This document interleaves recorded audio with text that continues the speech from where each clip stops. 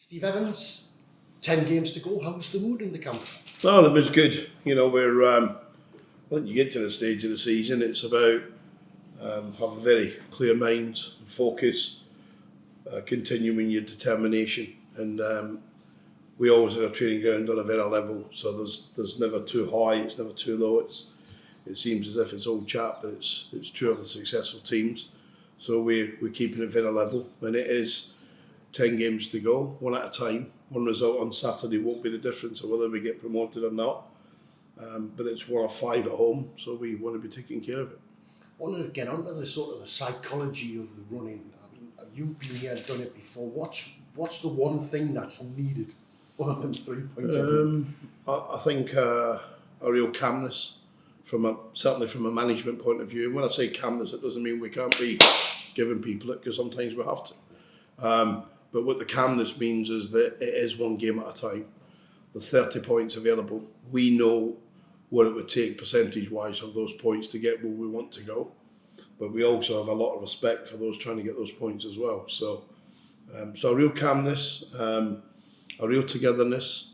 It's always been about us all season. It's about us till the end of the season. It's never about whether you're the star striker or you're the manager. It's never about it's about a team.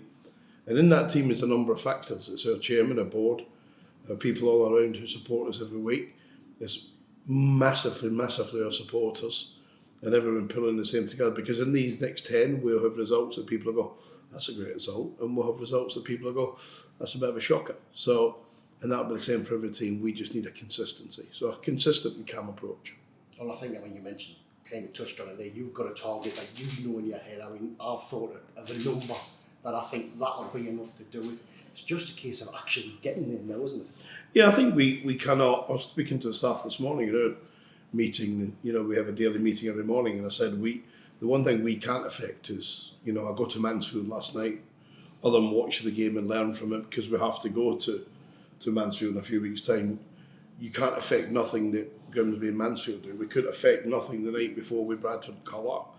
What I'm trying to make the point is we can't affect no other result in the country on Saturday apart what happens at the Lamex. So that has to remain our focus. Our concentration is that game, and it's going to take all of us, and it's going to take some real big performances. If we break down Saturday as an individual game, Neil, it's going to take some big performances, because I really believe when you break down the squads, I don't think there's any head coach or manager wouldn't grab the Salford squad in totality.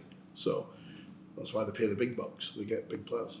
Looking at the games themselves, though, is it a case of maybe a bit more substance over style, a bit more pragmatic approach? Or can you? I think 100% agree with you. I think there's times I've always said whether you're in the normal EFL season or whether you go to the playoffs, it totally changes. Playoffs become cup tie football and no longer about league football where you go into I'll take a point when you're cup tie footballers but winning the games. We just have to make sure that as we sit today versus every other team that we're competing with, that we take more points in totality than what they do. If we do that, we're in League One. But what we do know is that there's some formidable opponents trying to get into this top 3. And I can include probably 7 clubs in that, and 7 clubs with probably equal claiming rights. So we just have to be measured. We have to, quite rightfully, have a structure in place for certain parts of games, and perhaps when we look back and critique ourselves for our form maybe a month ago, we were playing with a style that says, we're just going to beat you, and it doesn't matter about what we have a shape or a defensive responsibility, and we identified that and we've put that right. So now we need to find a ways of doing it at the other end. You went to Carlisle on Saturday and put in a very, very good defensive, solid performance, a very clever performance. Tables are kind of turned with Salford. I mean, you'd be expected to go out there and would take the win in the 3 points. Well, they'll be coming and thinking, well, if we can get away with not losing here, we'll be happy. Yeah, I think Salford's in that position, aren't they, where Woodsy will have Gary Neville saying to him, Nicky Butt saying to him, Giggsy Scosey, those guys are winners. The CVs has got winner stamped it, and it's stamped all over it. So they, as a minimum, have to make the playoffs, if not fight for automatics. And every game they now play is equally tough as it is for all of us. But they'll be coming here on Saturday saying we're playing second in the table. It's a chance for us to break into the playoff group. And but when you break down the squad, they're full of quality. I think they'll fancy the chances of getting a result here. But we fancy our chances as well. Well, it's at home as well, isn't it? That's the whole point. It's Stevenage always fancy their chances at home. Yeah, I fancy our chances home and away now. I think if we take away the blip, we've been very good. I'm really glad we started well in the season, had a long period of success. I think we can't undo the fact that when we come out of Stoke, our form dipped when we come out of Stoke. And I think sometimes your experience tells you over the years that managers tell you when you have a very successful cup run, normally when you go out the cup, your form dips, and it's how quickly you can regain it. We didn't regain it quick enough, but we've regained it with 10 to go. We're in a great position. Just look at your squad, everyone all right? Because TVC was the one who's back on the bench, but everyone's hoping he can be available for a start. Dean Campbell was hoping to be back. Yeah, I think Dean's certainly back. Dean Campbell's available. TVC we're stepping him up again today and tomorrow.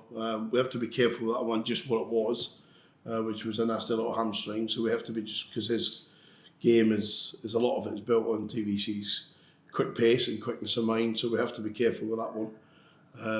But rather than worry about TVC or Dean or Darryl Hoggins back in the group, and I'll let everyone know his babies have come home from hospital.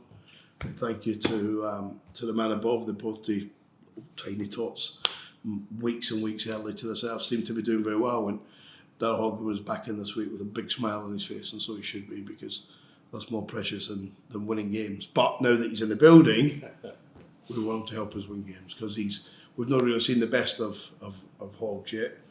But when you've got that in the background, it's not a surprise. The one other player that I've been asked to ask about is Elliot List. We've been hoping that this he's on the grass. We're just waiting for a medical team to, I think realistically, it's probably 3 weeks from us probably having him in our sessions. And if he's in our sessions, he's becomes very quickly available. We'll ascertain where we are in 3 weeks' time. Do we need to press the button that says green for go with Elliot, or have we put ourselves in a position where we can just put the amber button on and say we're no need to rush the kid? So, but listen, we've missed him since Tranmere.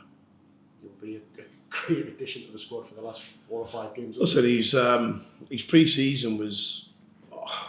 If he'd have continued in August the way he was in pre-season, we wouldn't have had him anyway. He'd been sold, and people say Phil Wallace doesn't have to sell him, and he doesn't have to sell him. Phil's got bundles. He doesn't have to sell him. But you also got to think of the player. Think of it as your son, and opportunities come for these young men to go and play at higher levels and earn lots more money. And that's why transfers happen from people are saying, well, if the club's in a good position, why do you sell a player? Well, you sell a player because the ambition of the young man. And it has to be all right for everyone. So it has to be, the fee has to be right for the chairman, because he certainly wouldn't anyone come and take his pants down and nick Elliot out the drawer. That's not going to happen.